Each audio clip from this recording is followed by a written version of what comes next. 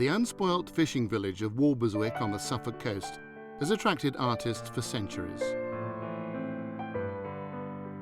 In more recent years, a regular visitor was the English watercolour painter Edward Wesson, who ran regular painting schools here in the summer months.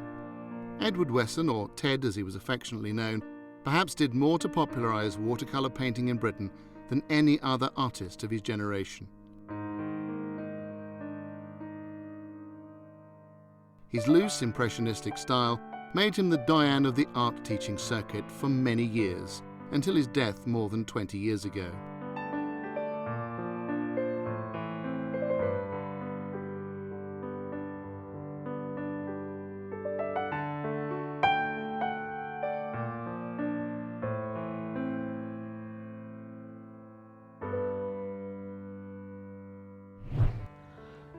I'm going to succumb and put a few birds in.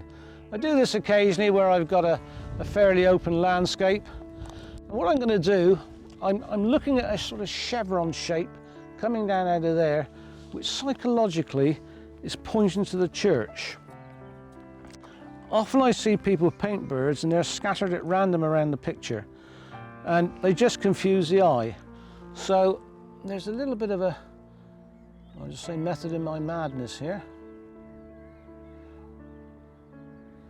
I can never understand why, even when we paint birds,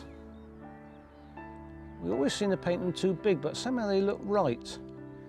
I'm quite sure if you could measure one of those, it's about a 6-foot wingspan. But for some reason, they look right in the painting. I've waited until this tree wash is pretty well dry, and I'm going to kiss in some very delicate wash with a large mop at the top, just to create the twiggery of this group of trees. Wesson was an expert at this, and he had many trademarks, but one of them was the simplicity with which he achieved various effects. This is our big weapon, light against dark, dark against light. And as I start to put these marks on, as I'm painting the shed, I'm also painting the boat. And you can see just here, the canopy or the roof of the boat is starting to appear. Not because I painted it, but because I put a dark tone around it.